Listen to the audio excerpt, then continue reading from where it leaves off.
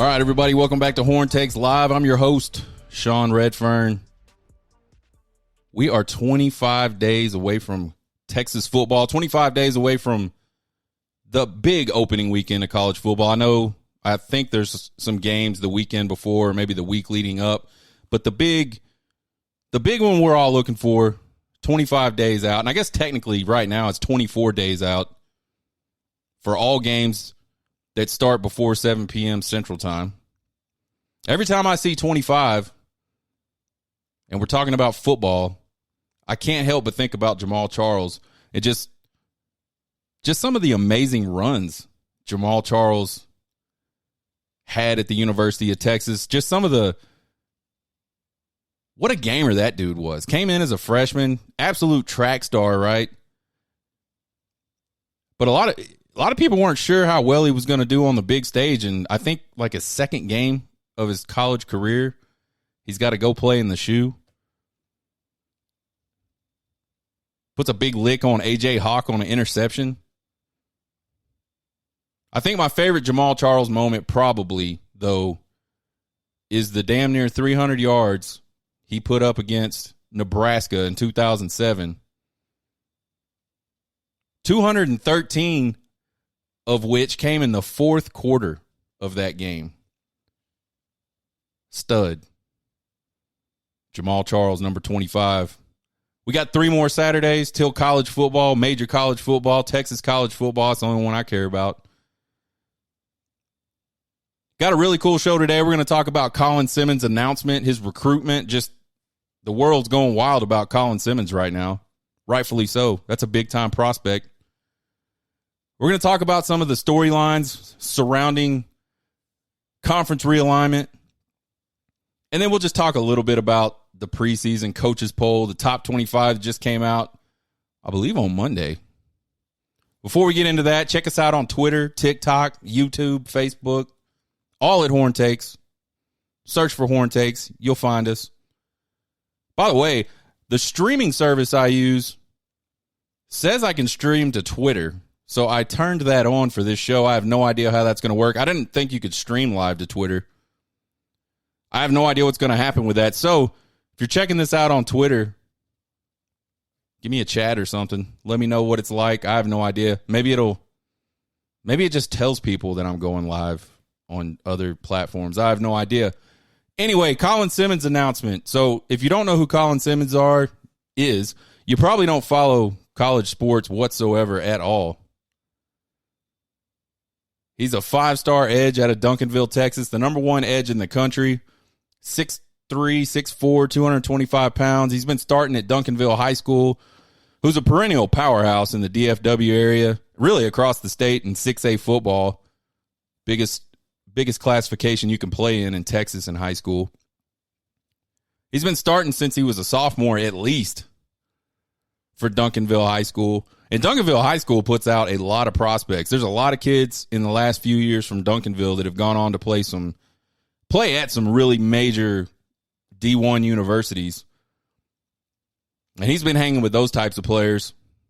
I think he's been to 2 straight state championship games. If he started as a freshman or played as a freshman, he's been to 3 straight state championship games.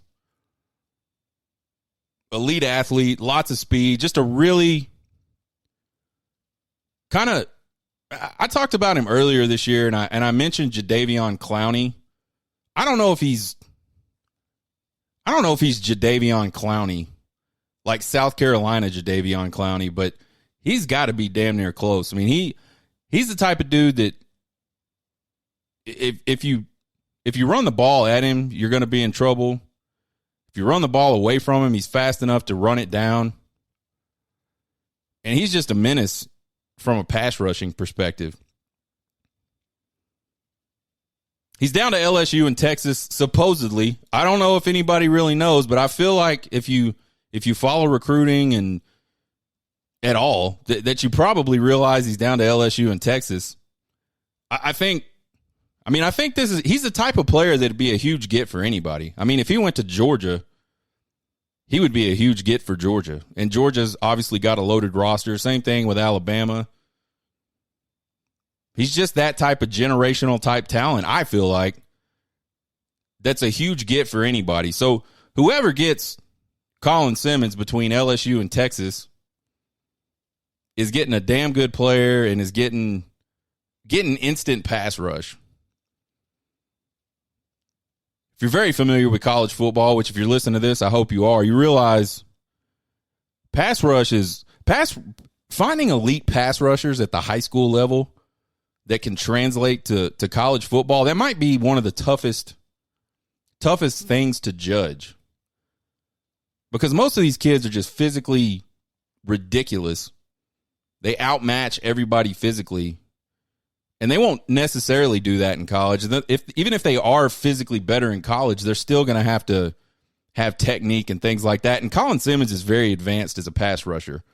You go back and you go look at some of his highlights. I mean, he's doing things that professional defensive ends do. He's got a really good dip move. He's got great hips, great fluidity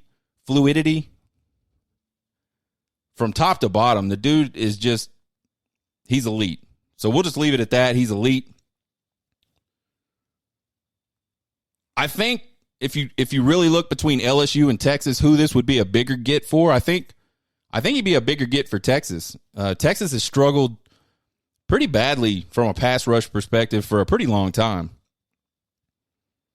It's been I think Barron Sorrell is a guy that can be one of those dominant pass rushers. He hasn't done it yet, but he had a really good season last year, 5.5 sacks.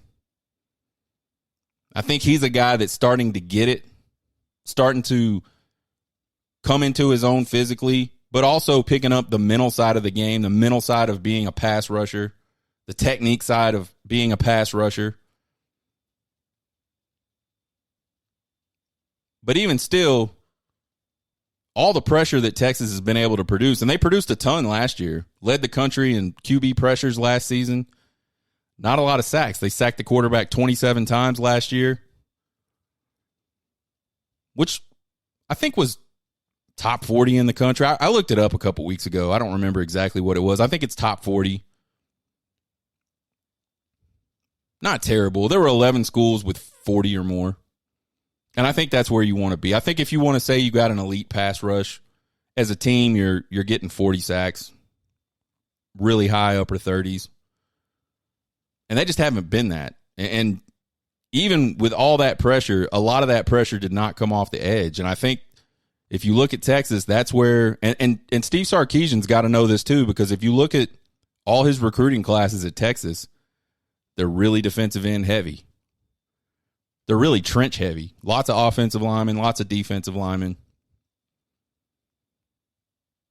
But I think Colin Simmons, man, if he chooses Texas and stays with that commit and ends up signing with Texas, I think he's a guy that can instantly step on the field and provide them with a dangerous pass rush. So Colin Simmons is going to announce at 2 p.m. Central Time, August 10th. That's Thursday. He was originally set to announce in December, but there was a whole bunch of buzz after his official visit to Texas this summer and leading up to his LSU visit for the Bayou Splash. I think that's what they called it. That might move up some. And, man, it moved up a lot. It moved up to August 10th. I think a lot's being made of the timing of this and the date specifically. His teammate Caden Durham, who was on that Bayou Splash visit, who's been offered by LSU, really good running back, 4-star running back out of Duncanville, is pretty much an LSU lock. He's also announced it on the 10th. And so I think a lot of people, without knowing what the significance of the 10th really is, they've made up their own significance, and that's that Colin Simmons and Caden Durham are going to both announce they're going to LSU, and they may.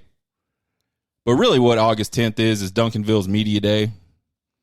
And I think probably the coaching staff, I think a lot of these high school coaches of these high-profile recruits are really trying to talk them into just, if you think you know, go ahead and commit so we don't have to deal with all this circus during the football season. And for some of these coaches, it's a whole lot of circus. There's a whole, some of them, it's not just one guy that's a big circus. Some of these guys, some of these teams have a lot of D1 prospects, and Duncanville is one of those teams. It's been a really, really tough recruitment to read for everybody. This is probably,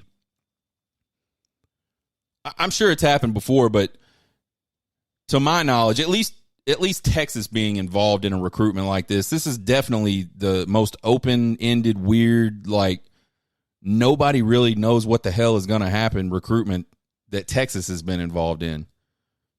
Maybe like Ryan Perilou, who pulled a fast one late against Texas.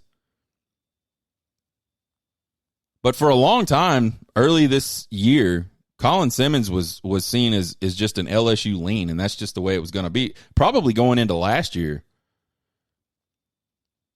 He's an LSU lean. A lot of the national recruiting guys saying, I'll be surprised if he doesn't end up at LSU. Obviously, a lot of time at that point.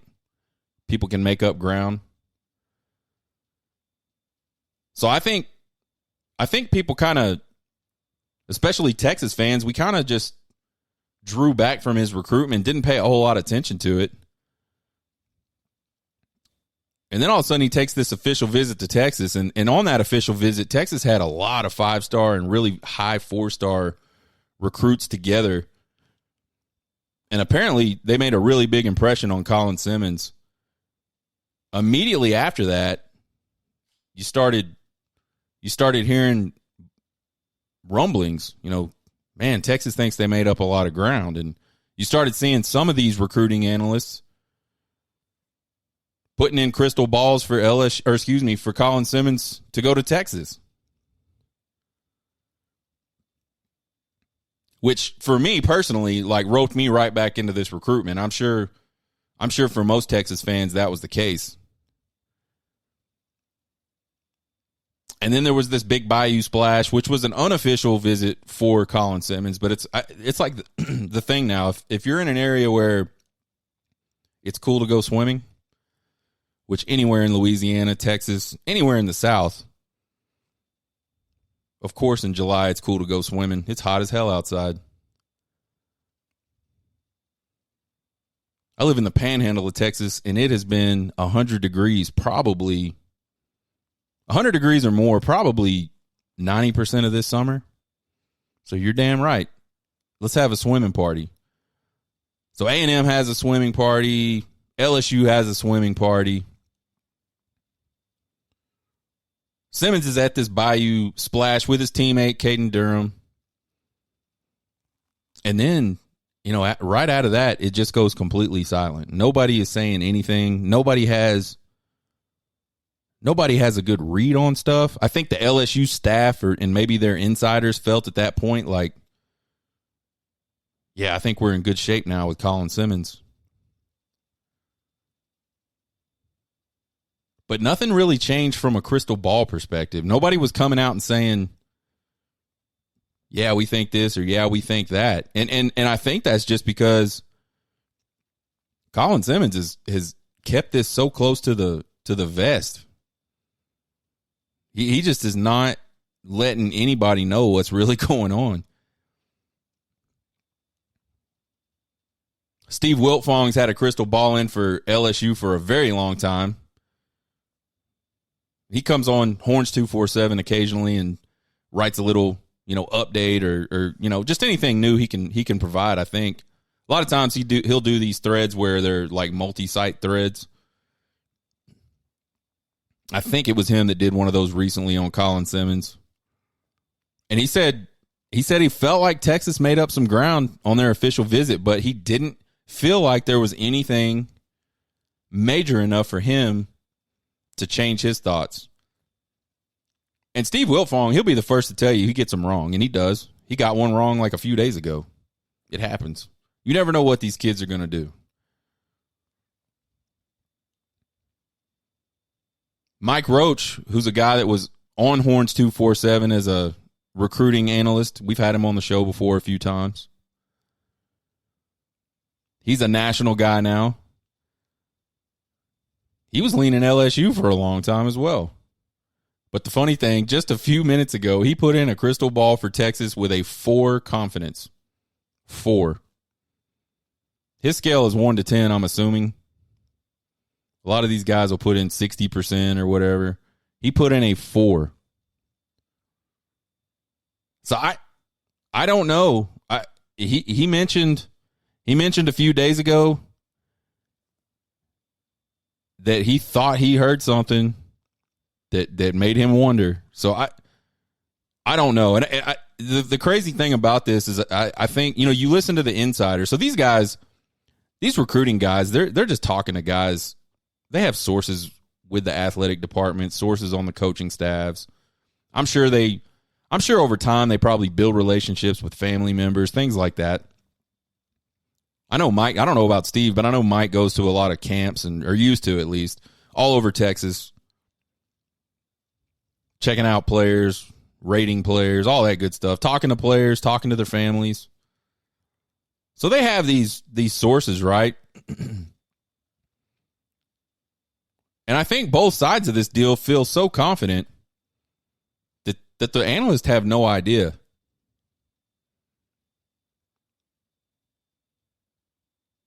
I think part of me says, regardless of which hat he picks on Thursday, and right now, folks, I feel like it's an LSU-Texas battle with a Miami on the side. I don't think Miami, I think they're going to be on the table, but I don't feel like they're in any kind of position to actually get this commitment on Thursday. How wild would it be if everybody's talking LSU, Texas, and he puts a damn Miami hat on? Anyway, I think regardless of what hat he puts on Thursday, part of me feels like we haven't seen the end of this recruiting saga. We haven't seen the end of this recruiting battle. I mean, you look at LSU, they're a preseason top 5 team in the coaches poll. You look at Texas, and there's a whole lot of hype around Texas this year. A lot of people are saying, Texas could make the playoff this year. Texas could, Texas should win the Big 12 easily. Texas is a 10 or 11 win team easily. If they get past Bama, who knows what might happen to Texas. Some of those things I've said. So both teams have an opportunity, have a roster, have the expectation that there's going to be big seasons. I think a guy that maybe commits in July, August, he's doing what he feels like is right at that time. But I mean, what if he chooses LSU? LSU falls flat on their face this season, and Texas just kicks ass, winds up in the college football playoff, wins the Big 12, goes on the road, beats Bama. That kind of stuff's hard to ignore, and especially when you look at, I don't know Colin Simmons from Adam. I don't know anything about him whatsoever, but I know a lot of people, especially the younger generation today, very, very short attention span. It's very much, what have you done for me lately? So I think he legit likes both of these programs. I think just because he picks one or the other on Thursday does not mean that ultimately the other school doesn't win his commitment, or possibly even a school that's not even in the mix right now. The other side of me says, and Colin Simmons said this just a few days ago, maybe a couple weeks ago, he wants to get his commitment out of the way and build a recruiting class around him. He wants other 5-star players to go play with him. And if that's the case, it's hard to imagine that this isn't it for him, because it'd be really hard to build a recruiting class if you're wishy-washy all the way up into signing day in December.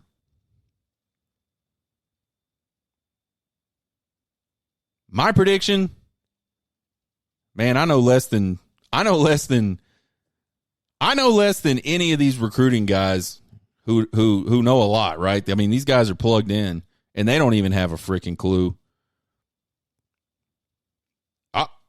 I'll say Texas, man. I feel like Colin Simmons, and this is not Thursday. This is ultimately, like, this is who he signs with. I feel like he's going to sign with Texas. He's a Texas boy. I think he likes Austin. He wants to get into business. The business school at the University of Texas is second to none.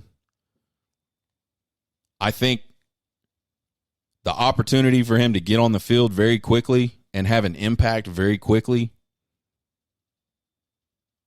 I think that opportunity is bigger at Texas.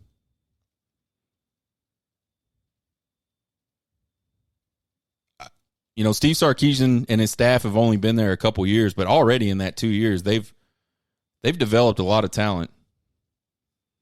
They've turned some guys that weren't. They've turned some guys that were talented, but weren't doing it, weren't putting in the work, into guys that can go out in the field and produce and get looks from the NFL. Not to say that Brian Kelly and his staff at LSU can't do that. So that's my prediction. We're going to say Texas. We're going to actually have a show on Thursday. I don't know exactly what time it'll be. It might be going on right when that announcement happens. So I might be watching out of one corner of my eye what Colin Simmons does. Which, by the way, it's going to be streaming live. I believe it's streaming live on 3 and 247 Sports. Which I'm pretty sure you can find both of those on YouTube. Conference realignment. Conference realignment's been a big topic lately. Rightfully so. Colorado says, we're out, Big Pac-12. We're going back to the Big 12. And the Pac-12 basically implodes within a week. You got Utah, Arizona State, and Colorado all headed to the Pac-12. We talked about the crazy nature of that last Thursday. By the way, we'll be doing more shows every week headed forward into football season and through football season. It's just too much content. The shows get too long.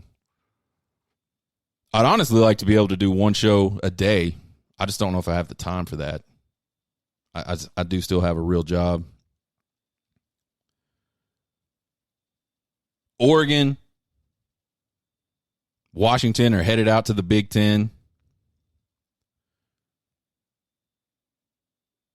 And so the Pac-12 is just on life support. And it's really interesting how the Big 12 outmaneuvered the Pac-12.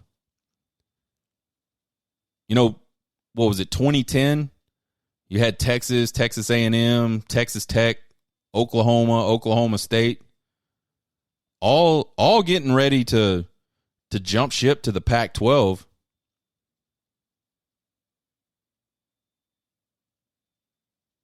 And the Pac-12 couldn't get the deal done. I think part of that was Texas deciding they would stay in the Big 12. But either way, the Pac-12 just couldn't get it done. And you would think, I mean, if you look at the Big 12 back then, those were some of the biggest names in the Big 12 at the time. Nebraska had kind of already fallen off a little bit. Colorado hadn't been good in a while.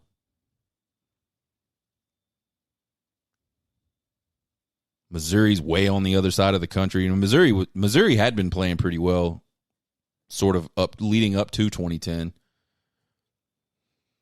Kansas had had a run or so, but they were still Kansas.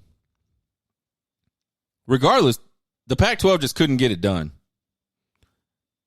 And then fast forward to, 2020? 2021?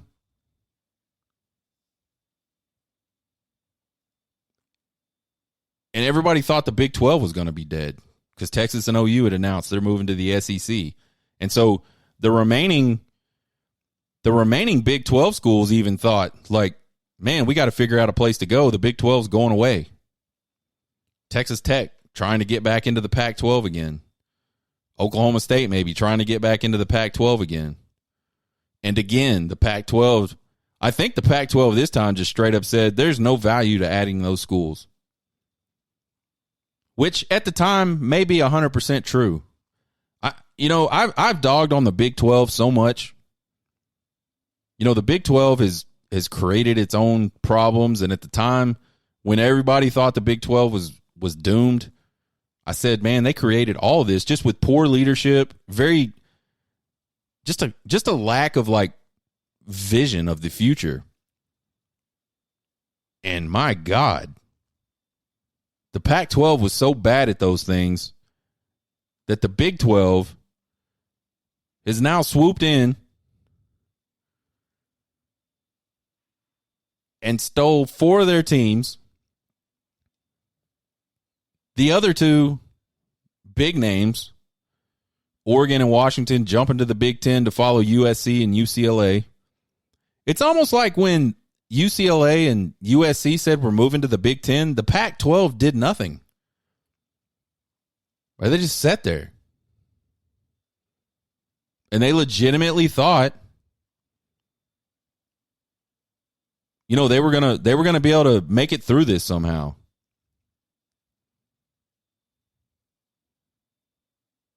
Which is odd because, man, the Pac-12 has just never had a lot of excitement. I mean, the only time the Pac-12 has been really exciting in my adult life, I'll just say that, I don't remember a whole lot that was going on when I was a kid, but in my adult life, when USC was going for a three-peat, all kinds of hullabaloo about the Pac-12. Fair enough. Oregon, when Oregon was really good, when Chip Kelly was the coach. All kinds of hullabaloo about the Pac-12. But outside of that, the Pac-12 has to have that. The Pac-12 has to have teams that are competing at a very high level nationally for anybody to care about the Pac-12. And it's not necessarily their fault. They're on the West Coast.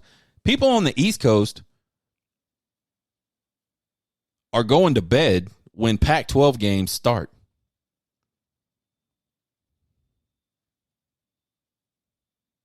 And so there's just not a lot of exposure. And I don't think the Pac-12 did anything to try to mitigate any of that. And now you got Stanford, Cal, Oregon State, and Washington State kind of left there holding their cocks like, what do we do? And the funniest thing about those 4 schools is I have not seen anything. I'm not saying it hasn't happened, but I have not seen a peep in the media from those 4 schools. You would think there'd be something. You would think they'd be floating like fake news to get them involved in discussions or something. But nothing that I'm aware of. And so right now, those are the Pac-12. And I mean, no offense to either one of those schools, but nobody gives a shit about watching those schools play football.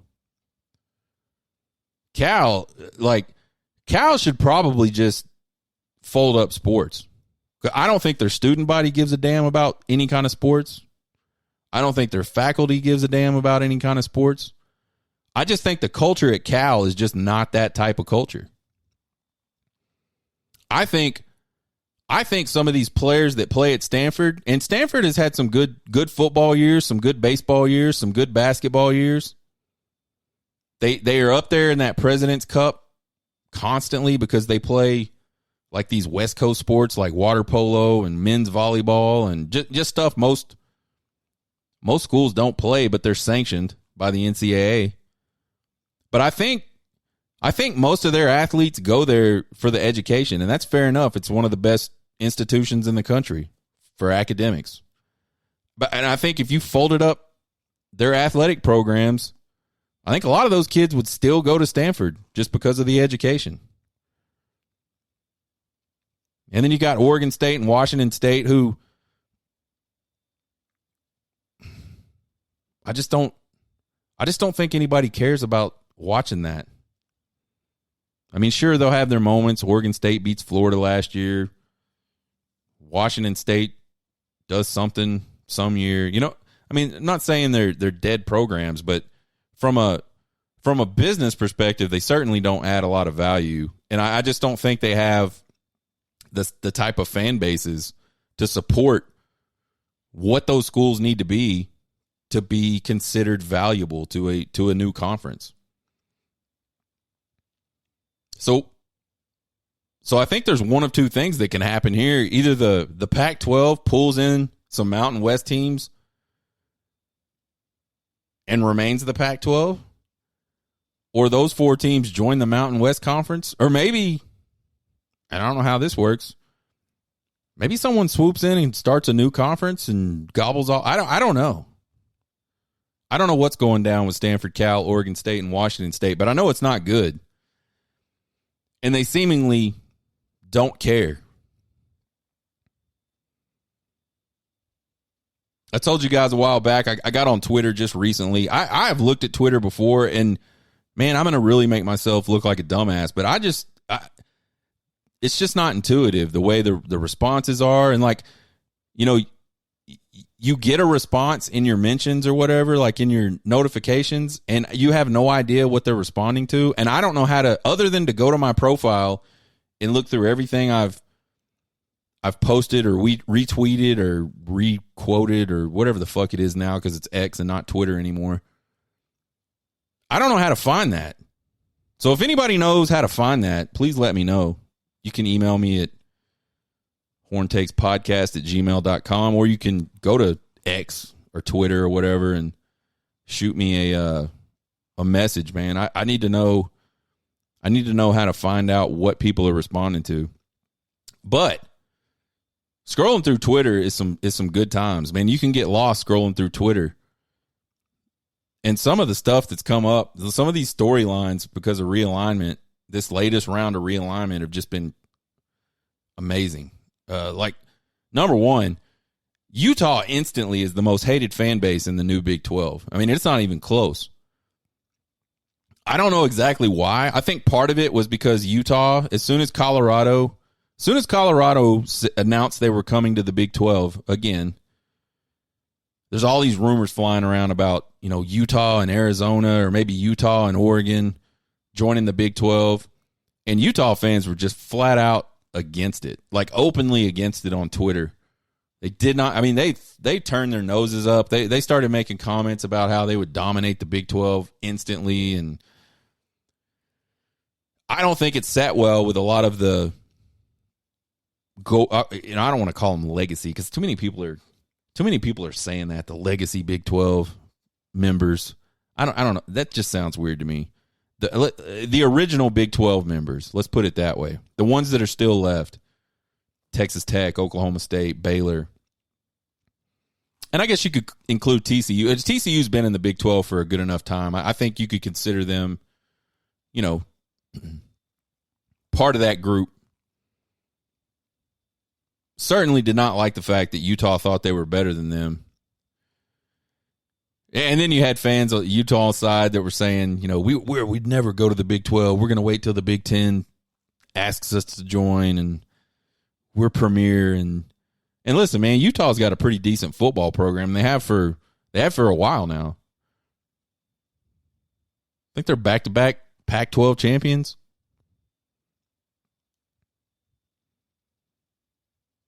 So they got a pretty decent program, but I think they got a little too big for their britches, and man, it's funny. I saw a tweet or a X or a Zeet or whatever the hell they're called now that said Utah has officially replaced Texas as the most hated Big 12 team, and I just started laughing because it's true. Another storyline we got is lost rivals, and this is like probably the only thing I've heard out of those 4 schools we just talked about, and it's not all 4 of them, but there's this whole narrative that because schools aren't in the same conference that they can't continue rivalries, and I didn't understand it when A&M left for the SEC. I don't understand it now when Washington is gone and the Apple Cup with Washington State is seemingly up in the air. I don't understand it with the Civil War, with Oregon State and Oregon not being in the same conference going forward. Red River Shootout has been played 118 times. 76% of those games have been played with Oklahoma and Texas not being in the same conference. So there is no reason in the world why Bedlam can't continue to happen. Let me back up. There's no good reason in the world why Bedlam cannot continue to happen, why the Apple Cup cannot continue to happen, while the Civil War cannot continue to happen. There's no good reason in the world why the Lone Star Showdown between Texas A&M and Texas ever had to stop. It's all hurt feelings and bullshit that stop that stuff. So don't buy into this whole, oh, we're not in the same conference anymore, we can't play each other crap. Because the last time I looked, there's at least 3 non-conference games on people's schedules. There's no reason in the world that those two universities can't get together and have a plan on how to move forward with their rivalries if they want to. But the problem is one team feels slighted, and so they act like fucking children, and you go 11 plus years, 12 plus years without playing one of the biggest rivalries, supposedly, college football. I think another interesting storyline is college realignment is killing college football. And to me, I think that depends on what you mean.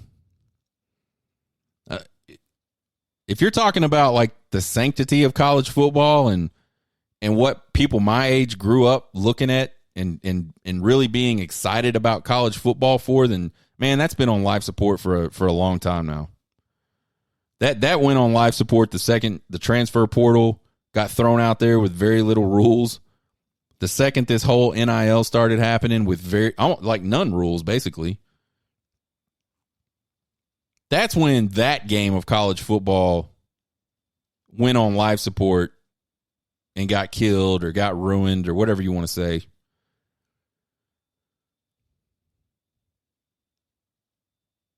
The games will go on, regardless of where these teams reside from a conference perspective.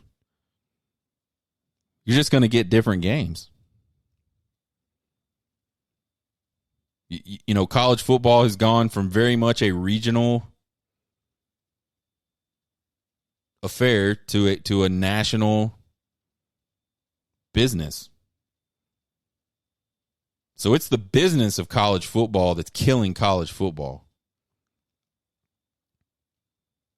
And I get it, man. Football, it's a big business. I get it, man. These schools are making tons of, and that's another misnomer. Like, most of these schools aren't making a ton of money.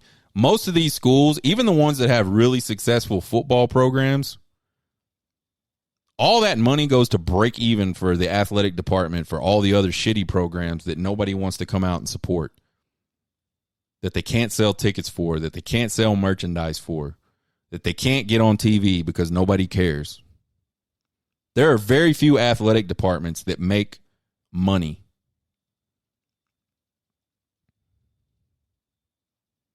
Profit.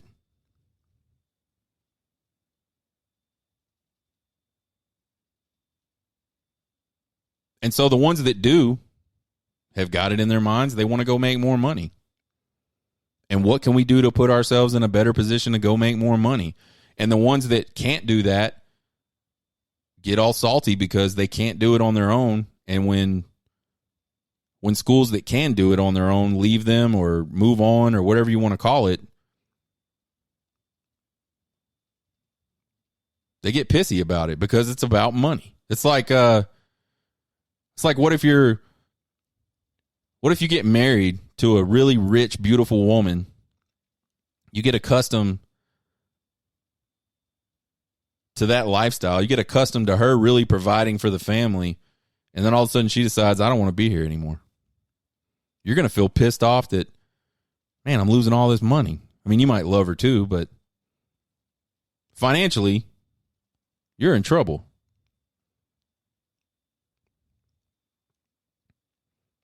There's already momentum building, and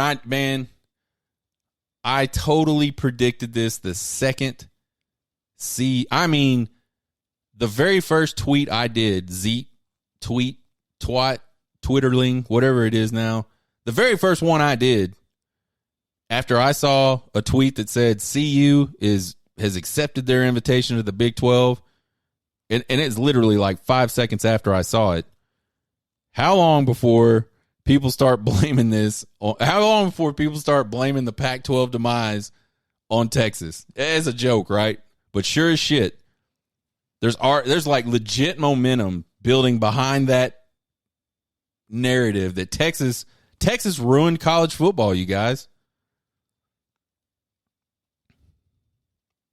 By the way, Colorado is now joining their third conference, making an affiliation with their third conference in 14 years. But it's Texas. It's Texas that ruined college football.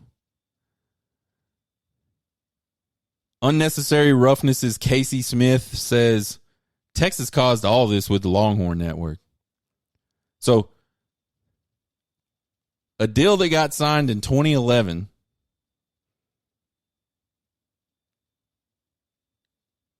by apparently like an irrelevant, I mean, if you listen to these people talk, Texas is irrelevant. Texas has been irrelevant for anywhere from 10 to 20 years, according to the knowledgeable people in the college football world. Somehow, this university that's been irrelevant for 10 to 20 years completely destroyed college football in a 12-year span by not going anywhere.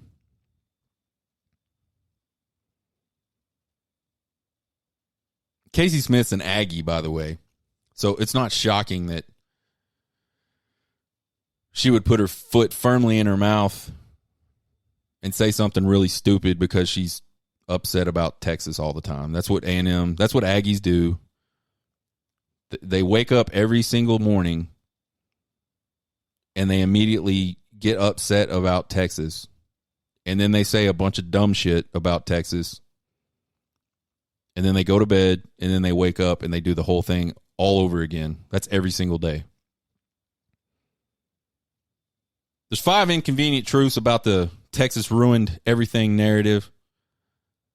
1, Texas was not the first to leave the Southwest Conference or the Big 12. 2, LHN played no role in Colorado or Nebraska leaving the Big 12. Those schools announced in June of 2010 that they were leaving. The Longhorn Network deal was not signed until January 19th, 2011, and didn't come into existence until July or August of 2011. 3, Texas A&M had been flirting with the SEC since 1990s when Arkansas left. Texas A&M has always seen themselves as a better cultural fit, better academic fit in the SEC than they ever did the Southwest Conference or the Big 12. And they finally used the uncertainty of the Pac-12 expansion back in the 2010-2011 timeframe to announce their move to the SEC. 4, Texas pitched a Texas network to A&M before the Longhorn Network was ever a serious consideration, and A&M didn't want to do it. 5, ESPN offered Texas $300 million to do Longhorn Network and built them state-of-the-art studio facilities for their students because ESPN saw that kind of value in Texas.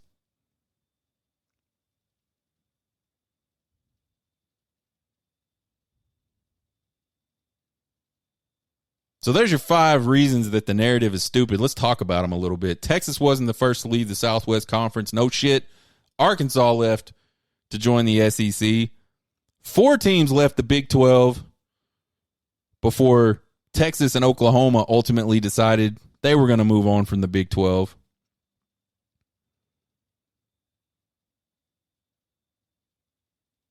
Colorado and Nebraska left the Big 12 because they were tired of getting their asses kicked by everybody in the Big 12. And they probably went and made more money in the Pac-12 and the Big 10. So the same exact reason that they hate Texas for being greedy is the reason they left the conference in the first place.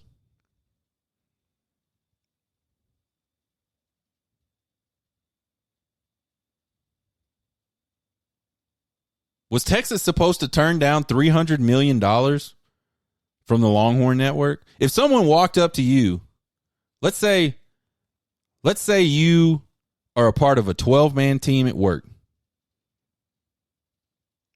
and the various members of this 12-man team provide different value for the team, but ultimately the team still continues to do well.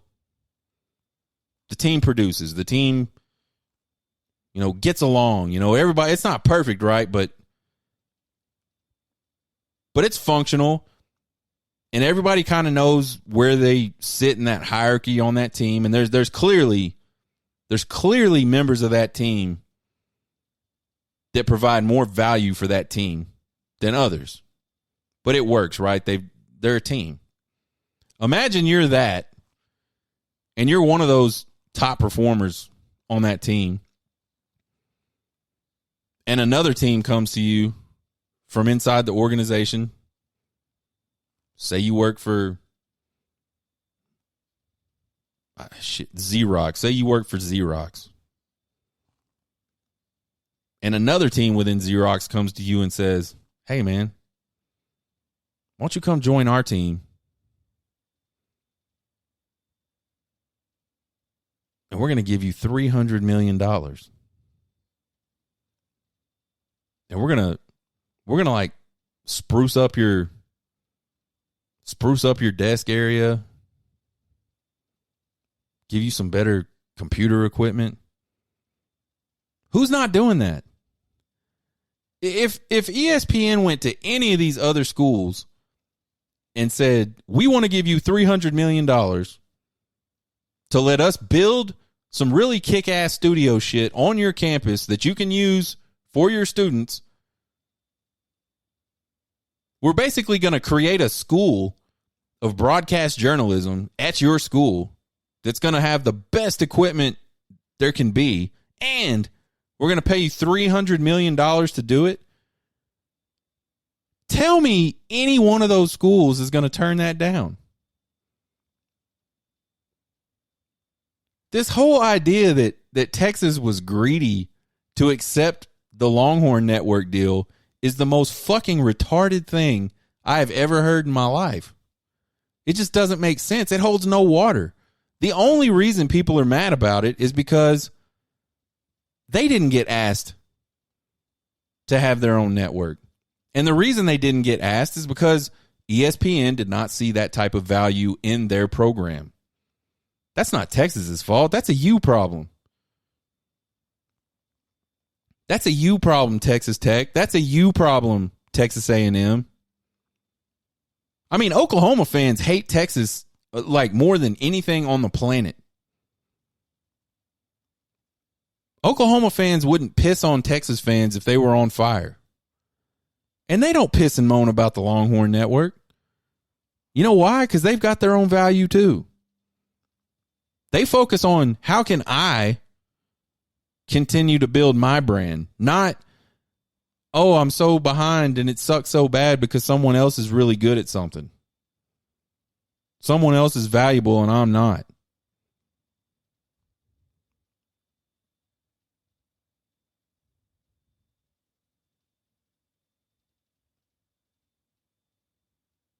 This whole idea that Texas has ruined anything is just so laughably stupid. I mean, again, folks, Texas is irrelevant. So which one is it? Is Texas irrelevant? for the last 10 to 20 years? Or is Texas like this diabolical, evil, has a lair somewhere and just hatching out plans to fuck up everybody else? Which one is it? Pick something. Better yet, just move on. Get Texas out of your mouth. Jealousy does not look good on y'all. Preseason coaching poll. Man, I hate preseason polls at all. And I think a lot of that goes back to, when we had the bowl allowance and the BCS, and, it was almost like, only 2 teams could play for the national championship back then, and only 8 teams were going to make it to some of these upper tier bowls, right? So in a lot of cases, where you were ranked preseason kind of had a pretty big outcome on whether you had an opportunity to reach one of those BCS bowls and play in the national championship. We saw lots of undefeated teams that didn't get an opportunity to play in BCS national championships because there were already 2 undefeated, in some cases, 1-loss teams that were highly, highly ranked to start the season and had all the hype going into the season.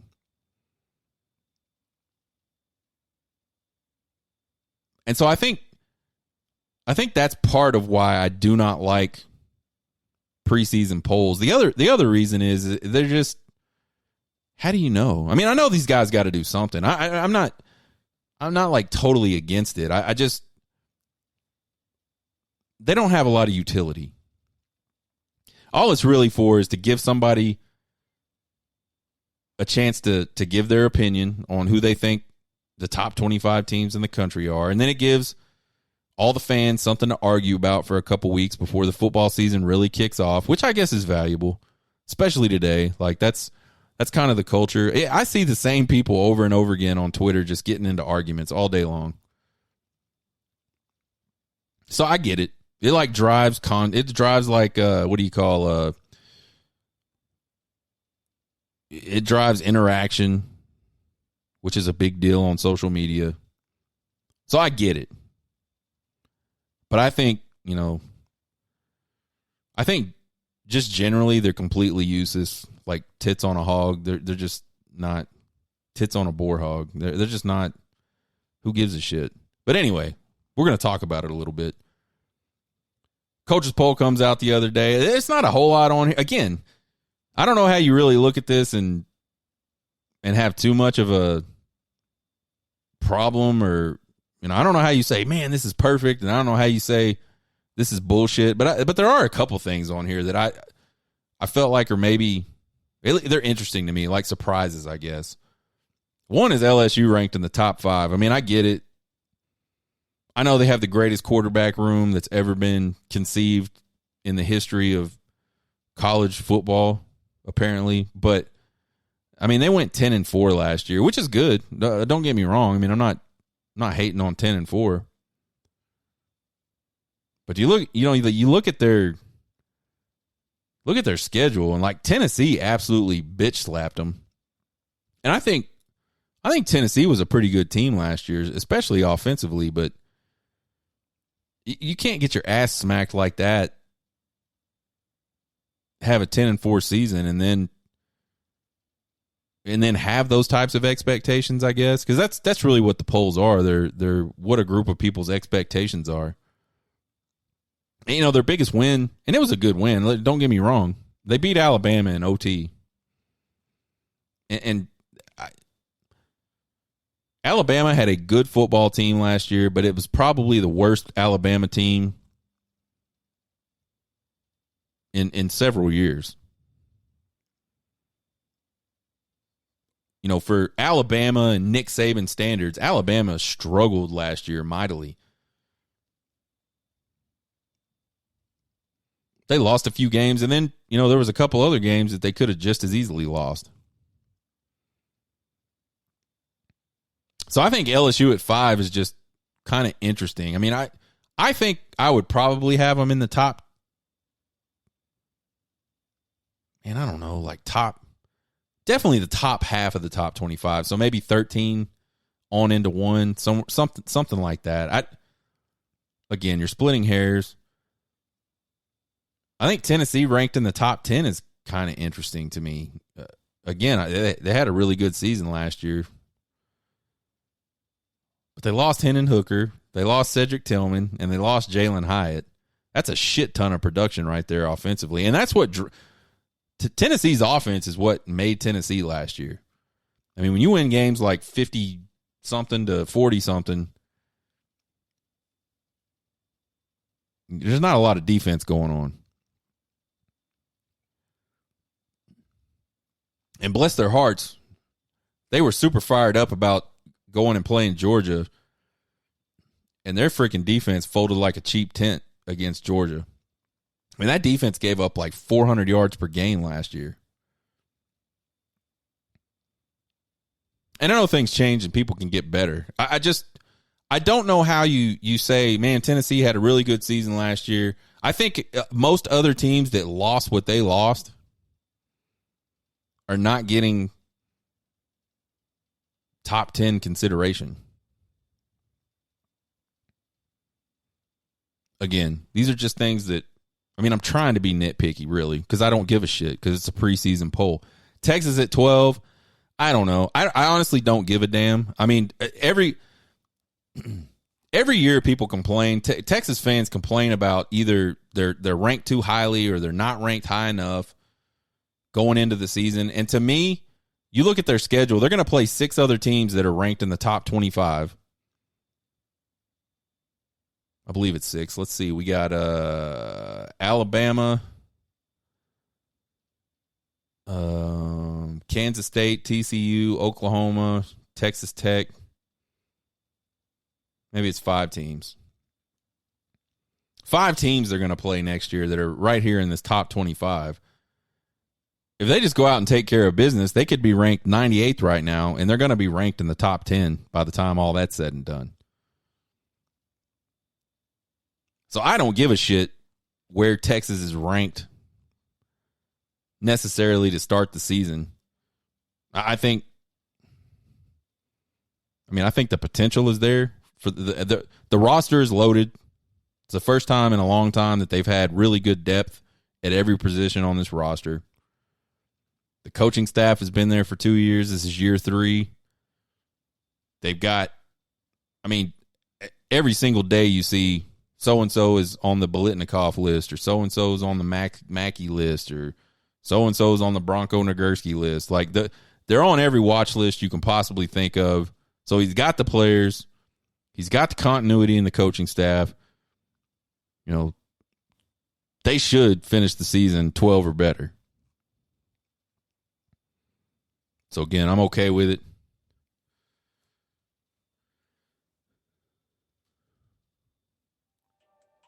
That's the show for tonight. Check us out on Thursday at some point, and I'll tweet it out when it's going to be. I was doing them early in the afternoon. I might have to do it sort of evening-ish like we're doing tonight. Thursday, we're going to talk about the DB room at Texas. We've been going through, talking about all the position groups. We'll talk about the DBs. We've also been talking about all the opponents leading up to this 2023 season. Week 8, U of H. Another sort of renewal of an old rivalry, right? Old Southwest Conference rivalry. Dana Holgerson, the madman, he'll probably be half drunk during that game. I'm going to try to get some guests on the show some more, man. I know I say that a lot, but I did reach out to Kyle Umlang, and if I butchered your name, I apologize, Kyle. I'd like to get him on and talk some analytics, dig in a little more on what Kyle is. And then outside of that, we'll just talk about whatever the hell I want. I mean, something's bound to happen between now and Thursday for college football. Twitter, TikTok, and YouTube at Horn Takes. Check me out. Subscribe, like, follow, whatever it is. Email me at horntakespodcast@gmail.com with all your questions, comments, concerns, and criticisms. I love them all. You guys have a good one. Hook 'em.